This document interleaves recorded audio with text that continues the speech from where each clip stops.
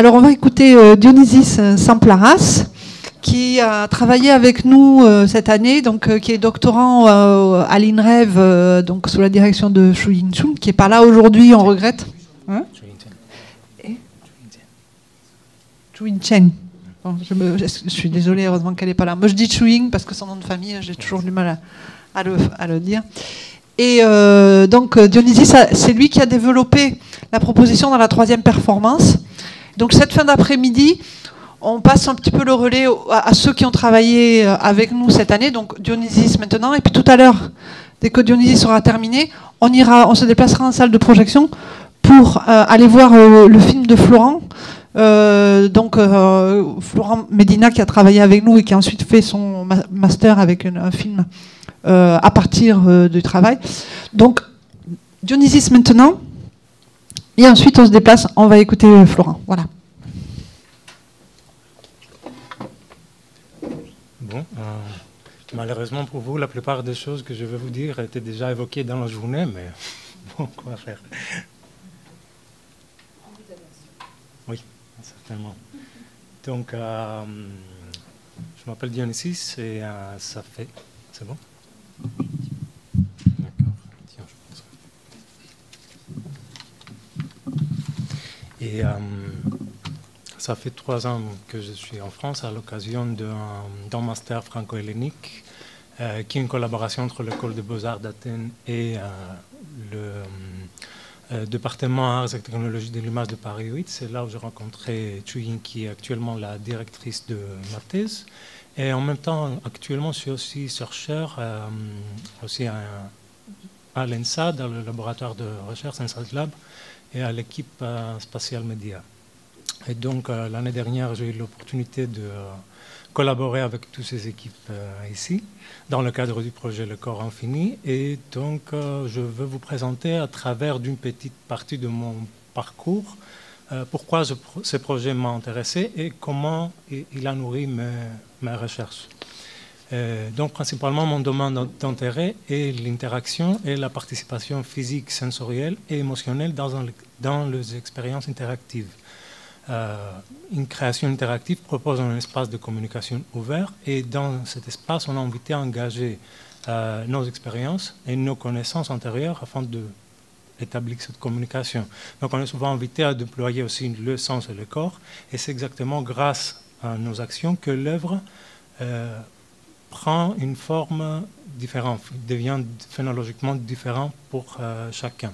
Donc le titre de la présentation, c'est le corps augmenté. Je dis l'augmentation du corps qui est d'un côté l'augmentation du corps et de la perception que suggère la nouvelle technologie et le système interactif, et puis parce que nos recherches portaient sur la réalité augmentée. Donc, voilà.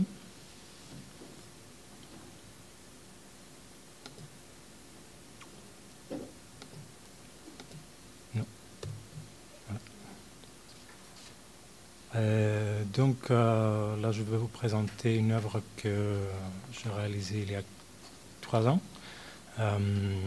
Et s'appelle Time Cube et il s'agit d'une œuvre au croisement de l'architecture, le cinéma interactif, le jeu vidéo, la projection mapping. Et c'était en fait une projection mapping en temps réel qui s'était fait depuis le moteur Unity, donc du coup les effets, le monde simulé, le monde virtuel était aussi généré en temps réel. Et d'accord. On le baisse un peu. Oui. Ouais. C'est mieux? D'accord, voilà.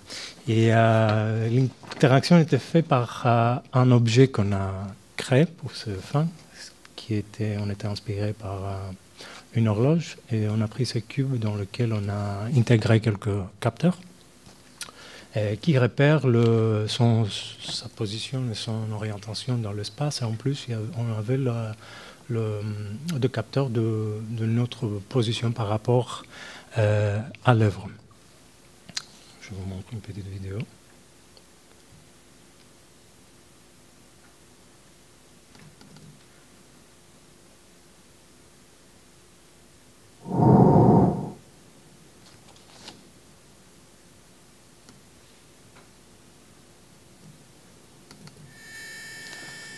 Donc cette installation est présentée à Laval Virtual, d'abord, salon de réalité virtuelle. Et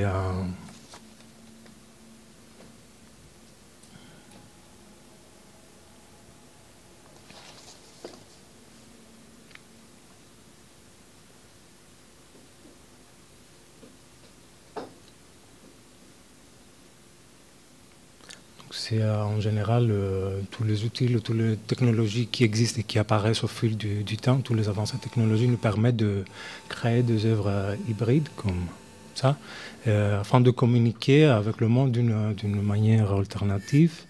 Et c'est vrai que depuis l'arrivée du numérique, tout le frontière entre toutes ces formes tente à fusionner.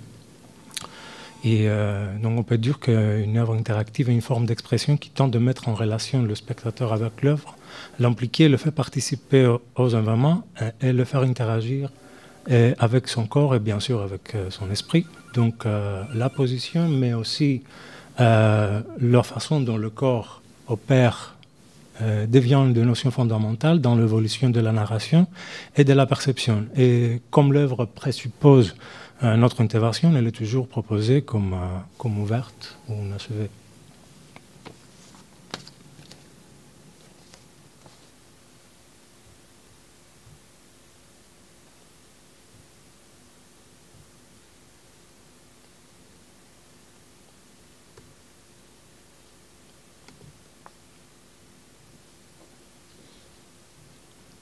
Donc, ce qui m'intéresse alors beaucoup, c'est ce terme d'interaction qui est très largement utilisé. Mais que signifie-t-il vraiment? Comment ça s'est aperçu par nous? Donc, c'est vrai que c'est un terme qui est lié avec l'utilisation de nouvelles technologies et qu'en fait, une œuvre interactive signifie la plupart des fois l'existence du code et que l'interaction est aperçue comme le résultat réactif d'un dispositif qui fonctionne en accord avec cette partie du code. Mais le code, pour la plupart des fois, n'est pas visible à nous, le spectateur. Et donc, comment est-ce qu'on peut être certain d'une certaine action et réaction de l'œuvre pendant une expérience? Donc, j'utilise le terme du mapping pour décrire exactement ce processus qui nous amène à créer ces événements ces paires d'actions-réactions, et qui finalement sont celles-ci qui déclenchent la perception de l'activité, mais pourtant ça reste toujours difficile à distinguer si un événement qui a eu lieu, c'est l'interaction ou l'autonomie de l'œuvre, c'est-à-dire c'était prévu dans le scénario de l'œuvre ou c'était déclenché par une action qui provient de nous.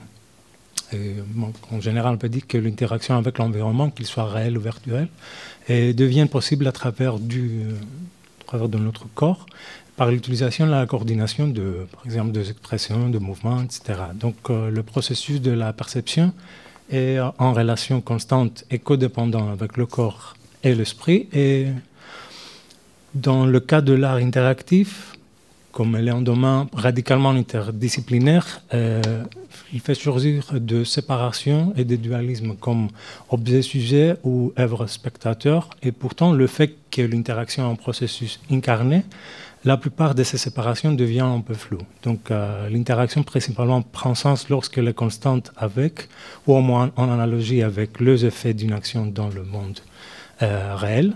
Et notre capacité de prédire le comportement des systèmes numériques et leur utilisation trouve ses racines dans l'adaptation évolutionnaire de l'expérience incarnée dans le monde physique. Et donc, par conséquent, on comprend les environnements numériques sur la même base de la prédiction des actions et de l'expérience et la traduction d'une manière compréhensible de données provenant de cet environnement, du comportement des actions de l'utilisateur et leur perception comme étant en relation avec ces actions est le prérequis fondamental pour un dispositif interactif. Mais il faut noter que si seule la modalité littéraire produit du sens, si l'interaction est basée seulement sur l'expérience du monde physique, on lui extrait son côté temporel, d'abord, qui est principalement ce qui révèle ses dimensions cognitives et phénoménologiques. Et on lui extrait aussi son côté intuitif, surprenant et magique.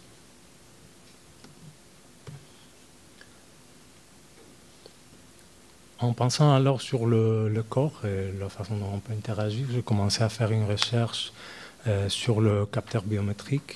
Et c'est vrai que de notre époque, avec l'Arduino, la Kinect, tout ça, toutes ces technologies sont accessibles très facilement à nos créateurs. Mais en plus, on a des moyens pour créer nos propres dispositifs qui c'était une idée qu'on a aussi dans le projet et qui a des fois de créations qu'on peut faire qui sont pas forcément et strictement scientifiques, mais qu'ils peuvent nous procurer de certaines données qui sont intéressantes pour le déroulement pendant le déroulement d'une expérience. Et dans cet exemple, j'ai essayé de créer un capteur de résistance galvanique qui mesure la conductance cutanée qui est dit d'être liée à la condition émotionnelle. Et donc, je crée deux versions. Une version que je peux coller sur le doigt, une version sur en souris. Et je commence à m'expérimenter avec de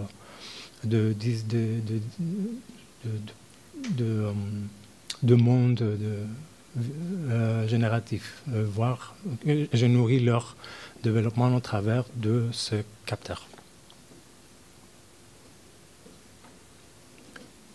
Et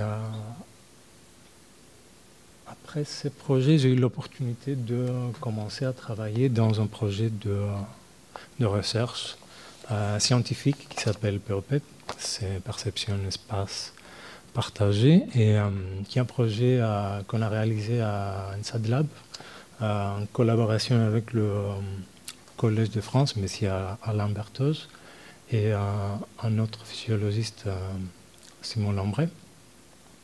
Et dans ce projet, l'intérêt c'est de trouver comment est-ce qu'on peut faire émerger de nouvelles formes de comportement et interaction émotionnelle dans l'espace virtuel partagé. D'abord, pour vous expliquer, il s'agit d'une visite dans quelques salles où on expose des images d'œuvres d'art. Et il y a le sujet qui est branché avec des capteurs biométriques. Et il y a à côté le manipulateur, et dont le sujet va se trouver pendant le déroulement de cette expérience dans trois conditions différentes. Soit il va être seul, soit il va être en coprésence avec un avatar qu'on disait passif, c'est-à-dire qui était aussi présent dans l'espace mais sans vraiment gêner, et un avatar actif qui était vraiment, qui le suivait, qu'il était toujours à côté. Et voilà, c'est une recherche pour voir alors l'émergence de deux émotions face aux œuvres par rapport à l'expérience dans un monde virtuel, mais aussi par rapport à la coprésence. Et donc on s'interroge aussi sur l'empathie et on cherche à voir si l'empathie s'applique quand deux sujets partagent le même espace par distance au travers d'une présence dans le monde virtuel, et s'il y a un effet sur la qualité de la perception émotionnelle du contenu dans cet espace virtuel, et quelles sont les informations qu'on mémorise, car c'est vrai que ces conditions sociales peuvent nous influencer concernant la mémorisation de certaines œuvres. Et voilà, c'est un projet qui est encore en cours, on est dans la phase d'analyse des données. Mais c'est vrai que les résultats sont très intéressants. Ils peuvent s'appliquer aussi dans de créations purement artistiques.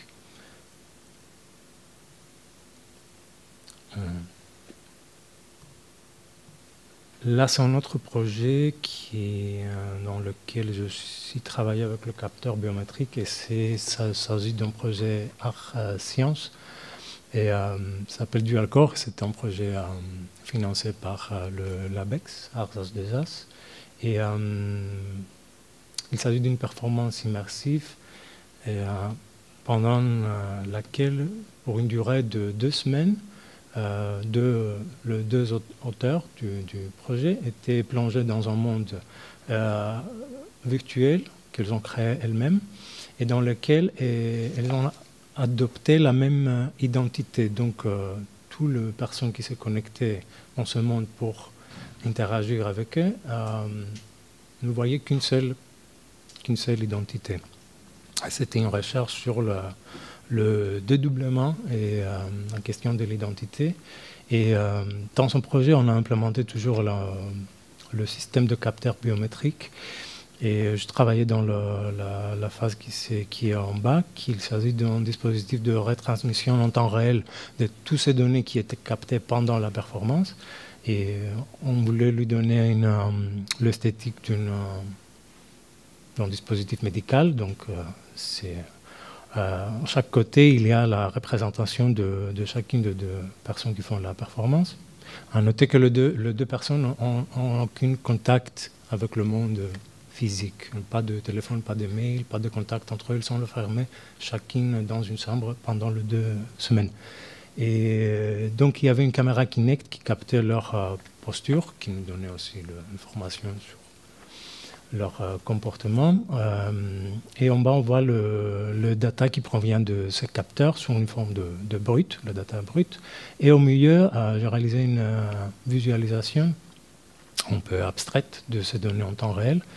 Et où chaque sphère représente la performance, et elle est animée par toutes ces valeurs, le taux cardiaque, la conductance cutanée, et il y a en même temps tous d'autres éléments. Le petit sphère blanche qui tourne autour représente les interactions qui ont dans l'espace, et la forme qui est au milieu, on a eu l'idée d'essayer de montrer d'une façon le déroulement, la création pertinente de quelque chose dans cet espace virtuel pour le déroulement au bout de 2 semaines que ça pourrait donner. Et c'est une forme qui est animée par le changement qu'ils font dans le monde virtuel.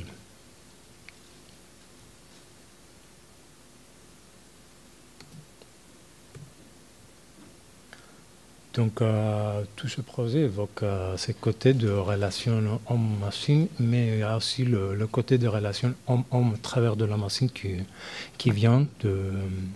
Et c'est vrai que quand on se réfère aux œuvres interactives qui proviennent du milieu des arts, il y a un langage existant conventionnel qui impose cette distinction alors de sujet-objet et le système œuvre-acteur, mais d'autres approches prenant en compte le comportement du système comme une entité peuvent nous offrir de nouveaux discours sur la façon inactive, qu'on a parlé largement aujourd'hui, dont l'expérience s'est construite.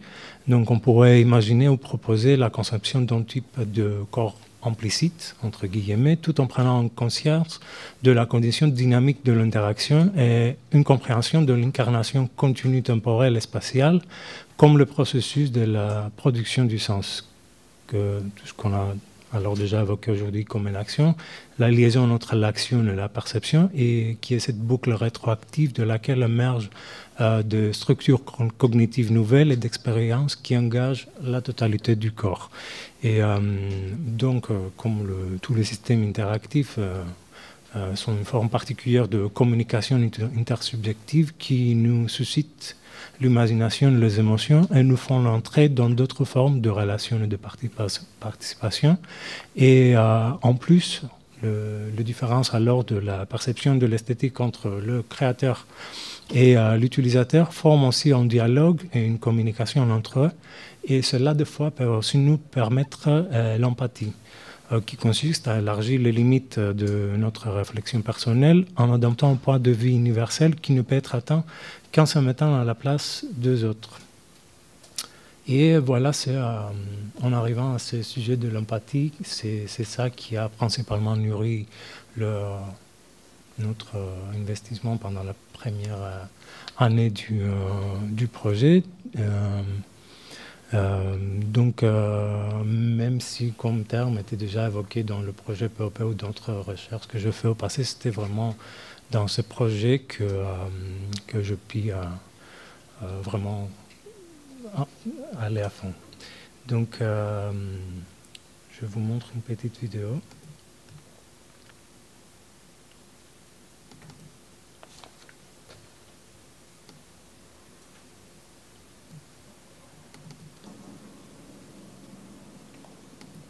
Donc, on a travaillé pour la première année dans la troisième partie de de la performance, et, qui était divisée en deux parties elles-mêmes. Une première partie avec une projection interactive de particules, et la deuxième où on a expérimenté avec l'implémentation d'un système de réalité augmentée.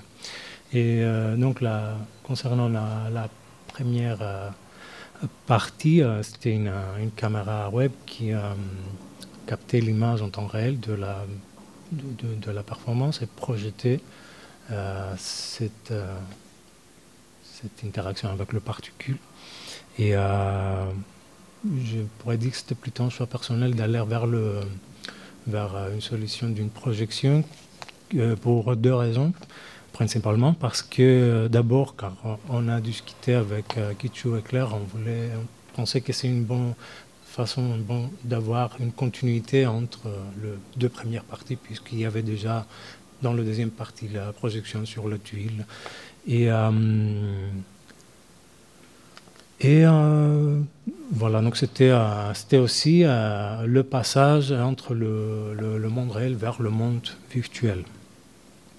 Et voilà, le choix de la projection était fait sur l'idée que l'existence de la projection en temps réel crée une fusion de l'image du monde virtuel avec le corps, et il y a la création d'une nouvelle entité avec son propre comportement qui catalyse la transformation. Et de cette façon, le corps augmente, s'étend dans l'espace, et depuis cette sphère du virtuel, cette fenêtre qui s'ouvre vers nous, et couplée avec le son immersif, peu à peu, se constitue une architecture fluide qui immerse le spectateur de la même façon que quand on regarde, par exemple, le jeu de feu dans le cheminée.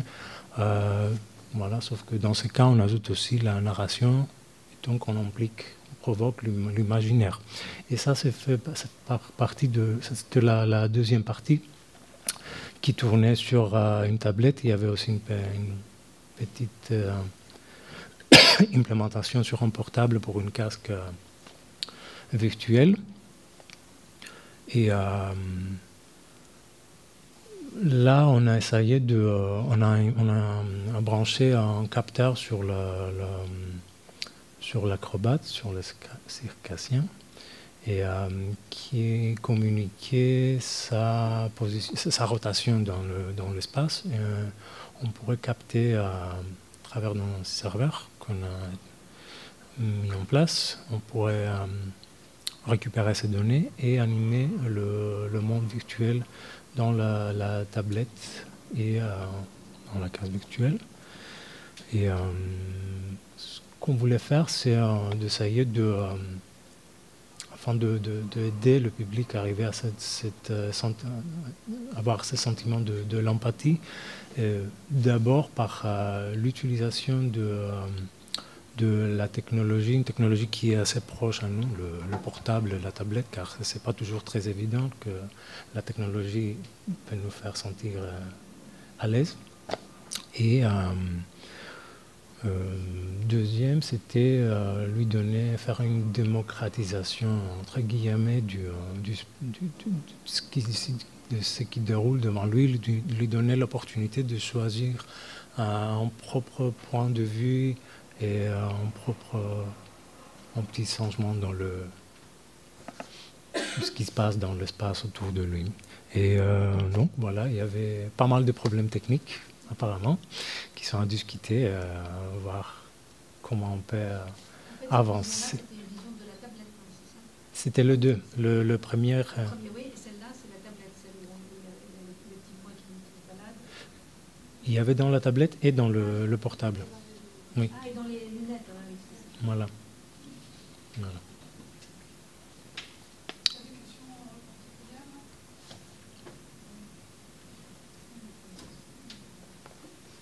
En tout cas, ça fait très bien le lien avec la suite, puisque le film qu'on va voir de Florent alors Dionysis nous a présenté ce qu'il a fait en même temps pendant le travail des expérimentations. Il l'a relié à son travail de thèse avec les choses qu'il avait pu faire précédemment. Ce qui s'est passé avec Florence, c'est l'inverse, c'est-à-dire que ce qu'il a fait dans les expérimentations, il l'a relié à son travail de master qu'il a fait juste après. Voilà. Et dans les deux cas, il y a une réflexion sur l'espace, avec toi avec l'immersion en réalité virtuelle, et puis Florent avec une expérimentation en 3D aussi. Mais il va vous expliquer mieux que moi, mais on va donc se déplacer en salle de projection au rez-de-chaussée, et puis et on revient ici pour la table ronde. Voilà.